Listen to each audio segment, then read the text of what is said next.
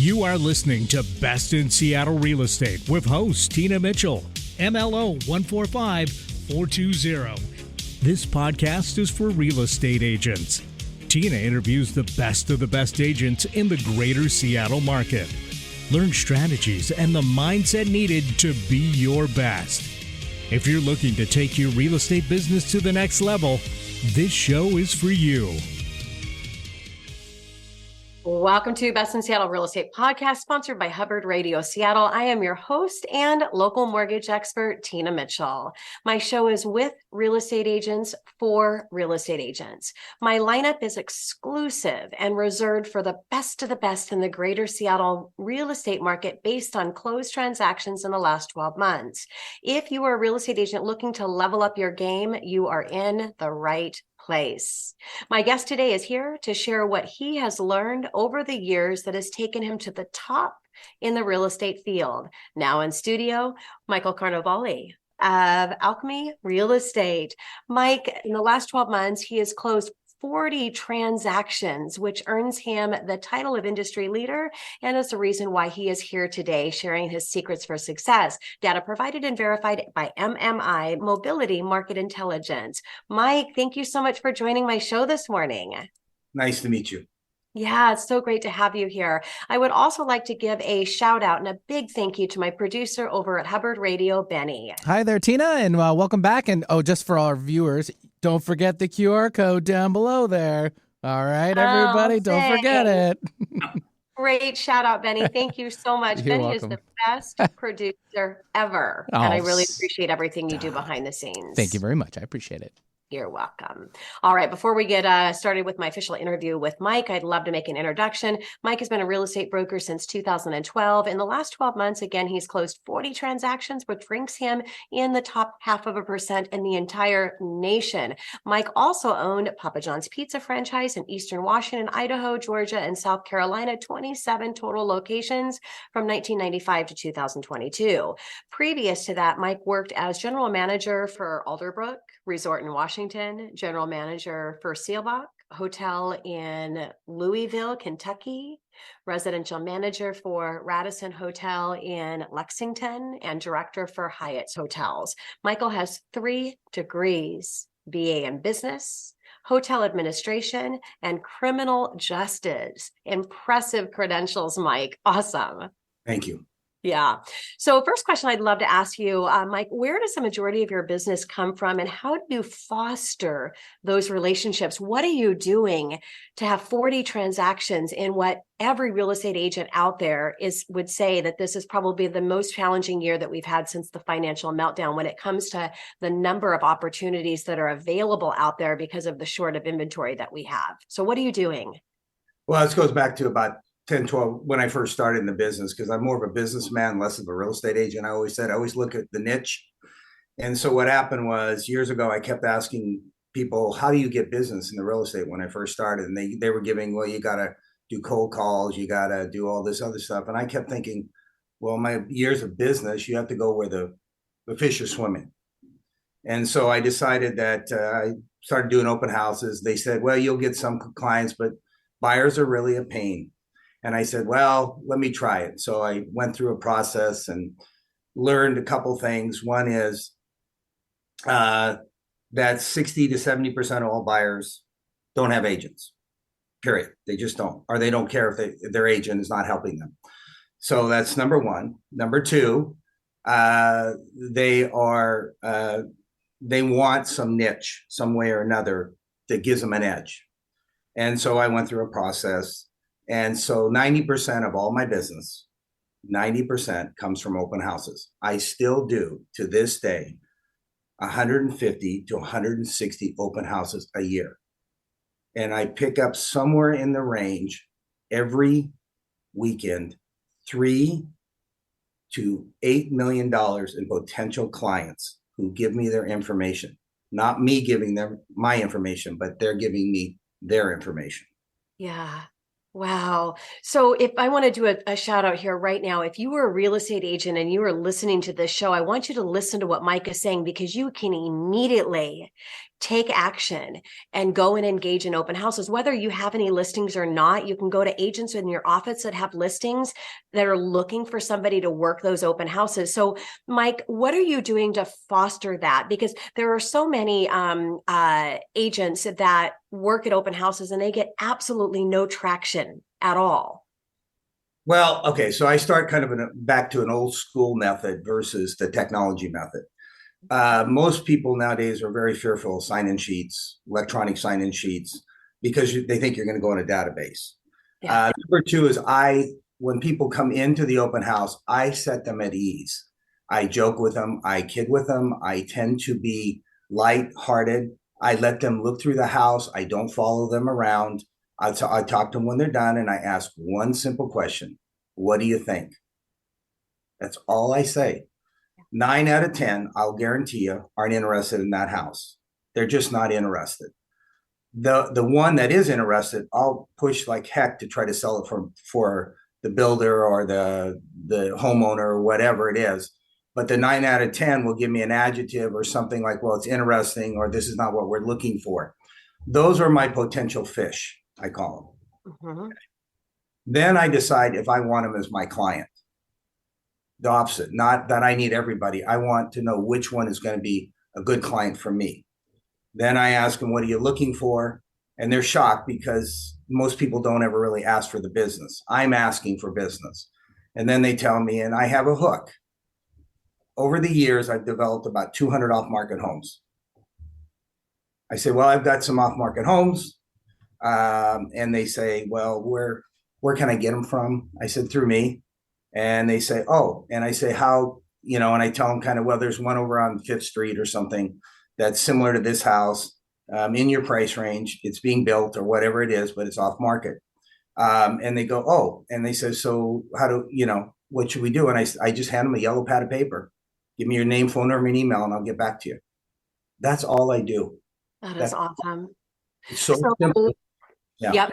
So let them talk, ask them one question. Are they interested in the home? Let them share. We've heard this many times. Let the conversation be about what they're telling us, not what we are saying to them. And you do that through asking strategic questions. And then take it from there. What is your niche, or what is something that you have that's a little bit different? So you need to think about that and what that plan's going to be. And then it's simple from there. Staying connected, providing the information. You don't have to have high technology and all of those things. So great answer, Mike. And thank you so much for sharing that. And I know that there's a real estate agent or many of them that are listening right now and going, okay, I've got a plan. I just need to get out there and work the plan. So love that. Mike, let's go ahead and shift to best tip that you have on sharing managing time, because doing 40 transactions in the last 12 months and you're working the open houses, you don't have a real estate agent you're sending out to that open house. You're actually physically going out there and doing this yourself, correct? Yes. Yes. The one thing I did as I built my business, I got to 20 or 25 transactions. I brought another agent in with me. She does all my back of the house stuff. And the way I work with her, and this is a mistake all these agents do, I've managed about 10,000 people in my life. So I know how to manage people, is that they don't pay enough to the other person helping them. Yeah. So what I do is she gets a percentage of everything I make. Yeah. She does really well. Yes. So the back house stuff where I don't make money on, that's all the paperwork stuff. I'll write my own contracts, but listing stuff, she'll do all that stuff. She'll do the back of the house so I can continue to sell. That's how I make more money. That's how I do this. Okay. I love it. And we're so alike, Mike, because I drive the business and my team runs the business. And same thing, I pay a comparable salary to what a coordinator or the back end people would make, but they make a percentage of everything that I make. And I don't know anyone else that has a comp plan like I do in the percentages of my business. So they're all in that. So in managing your time, what Mike is saying, he embraces his strengths and hires out his weaknesses. So he goes out there and he brings in the business, and he lets his team take care of the business. You're doing the high level activities, which is connecting, right? Correct. Yeah. Wonderful. Any other tip on how you're managing your time, Mike? Well, my kids are raised, that helps. They're not around. Oh yeah, I hear you. So I don't have to worry about the kids. Yeah. Since I've got 6 of them, but they're all raised and they're gone. So Oh my golly. except for one still around. She's a 15-year-old. Well, I said that too. We've got the kids raised, but now we've got 2 grandbabies, and I'm same thing as I am the top 1% in the mortgage space. So Yeah. A little shout out for my business as well. But I only mention that because, the kids are raised, but now we've got a newborn and a toddler from Friday morning until Saturday night. So, Yep. we've got a house full of little ones, but you can still do the business that you want to do. And when you get to a level that you are the one that's bringing that business in and the team takes care of it, you can really have a great quality of life and do a great quality of business at the same time. So I love that, Mike. And go so ahead. let me just finish. So what I was trying to say to finish it is I've always been very time management, and I don't waste time with bad clients. That's the first thing. What I watch these real estate agents do is someone that runs them around, but it will never buy. You have to be able to let those people go. I tell all new agents when they come to me, because I let them learn what I do, is that you need 5 or 10 people all the time in your car, or not in your car, but looking at houses with you, because you don't know which one's going to pull the string. And they're working on 1 or 2. 1 or 2 is not enough to survive. You need 5 or 10. Now I have 15 or 20 or 30 at times, and I just don't know who really is going to buy at that moment in time. Yeah. But the more numbers you get, the better it is. Yeah, absolutely. It's a numbers game or an opportunities game. You just don't, like Mike said, you don't know who's going to connect. And I love the shout out that it's critically important that you make a decision on who you want to work with, because it doesn't matter. You can have a great amount of business if you are working with the people that are most likely, like with you, and that are going to follow your process and your system. If you've got somebody that comes in and is not going to follow what you've set up to be successful in that process, you have to let them go. There's not enough time in the day to work with the wrong clients, right, Mike? Correct. Yeah, great shout out. All right. So coming up next on Best in Seattle Real Estate Podcast, continued conversation with Michael Carnovale, Alchemy Real Estate.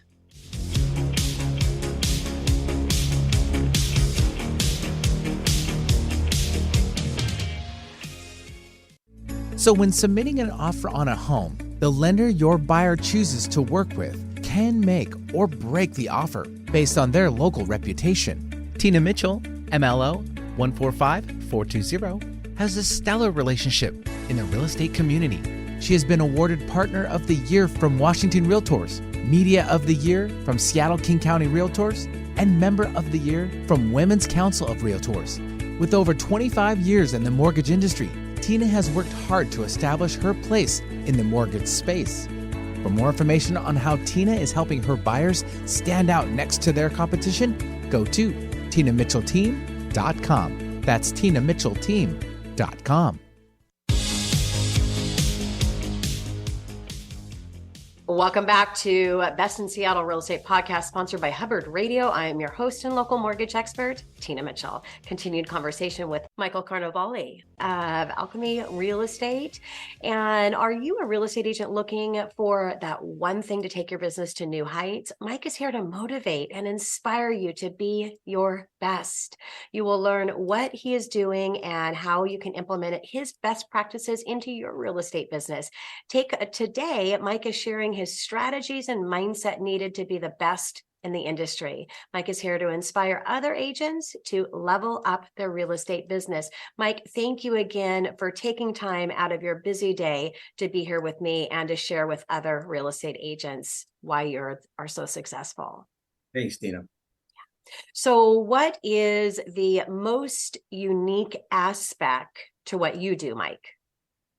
Again, I think it is that I embrace taking on buyers. Where most of them go away from buyers, I embraced it. To this day, 30 million of my business is buyers. And and I never pursue listings, but I get 10 to 20 million dollars in listings just from all my buyers. Yeah. And my secret was I don't want to fight all the listings because everybody goes to listings. I was looking for the easiest route. and that was with buyers. Some people might think that's not easy, but I thought that was an easier route to build my business quickly. Yeah, and it was successful. And again, you've got the opportunity out there, whether you have the listings or not. You can offer to do an open house for another listing. And as we said in the first segment, most likely they're not going to buy that house. So you're earning that business on another house that they're going to be moving forward and purchasing. So, Mike, what is the single most important reason that you see success in your business? Well, this goes back to more my years of experience running very high-end hotels to having 27 Papa John's myself. I'm just more of a business look, and I look at things in business terms. There's only 24 hours in a clock a day, and everything I do for business, it finishes that day. And if I'm not efficient with what I'm doing and knowing who I need to contact, then I lose all business that day. So anything I look at is how quickly can I make a transaction happen, and when will it happen? And I look at the other little secret I use is I don't care how many transactions I do. I look at how much revenue or how much revenue I've generated, like $3 million or $6 million in sales a month. I just know that if I can do 3 million in sales or 6 million in sales a month, everything will take care of itself. And it doesn't matter on how many transactions. Some people look at transactions, that's not relevant to me. It's how much, gross revenue I'm generating. So hyper focus on the process and system that you run, which obviously has to be the same process you're running through the entire time to be most efficient, and then really focusing on the bottom line of that dollar amount, not the number of transactions. Yeah, because I know some people who do 80 transactions, but they're doing it at a $300,000 house. That's a lot of work. I'm trying to do $1.5 million, $2 million, $3 million transactions. I do 800 and stuff, but I try not to go too far because I'm just one person. I'm making more money the higher the transaction is. Yes. So I'm really, in my open houses, I strategically pick the ones I want. I don't pick $300,000 open houses in the Seattle area. I pick 800, 3 million. I switch back and forth, and I move in these different directions because I know there might be some other houses on that area that are off market that I can say to this person, well, I've got another house for $3 million around the corner. Yeah. You're interested? And that's how it works.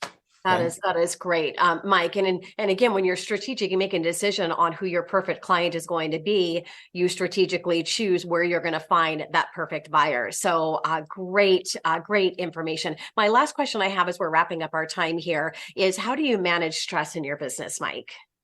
Oh, I'm an exercise junkie. I exercise a lot, and so that keeps me pretty calm. And I think how it is. And I've always been able to handle high volumes of stress. It's never really bothered me. So in reality, some people don't like a lot of stress. Me, it's just another day, and I don't get bothered by huge volume of business or something that's not working normally. It usually just runs off my back, and I just go the next day. That's probably the easiest thing. But my exercising really helps me keep myself kind of mellow. Okay. Yeah, absolutely. Exercise for the health benefit and also for the mind benefit, right? So if you're listening to the show, what are you doing in your morning and your evening activity? Because I'm not talking about what you're doing when you start in your office and you're working in the office. I'm talking about before you, soon as you get out of bed and right before you go to bed. What are those activities that you're doing to really stay healthy in your body and healthy in your mind?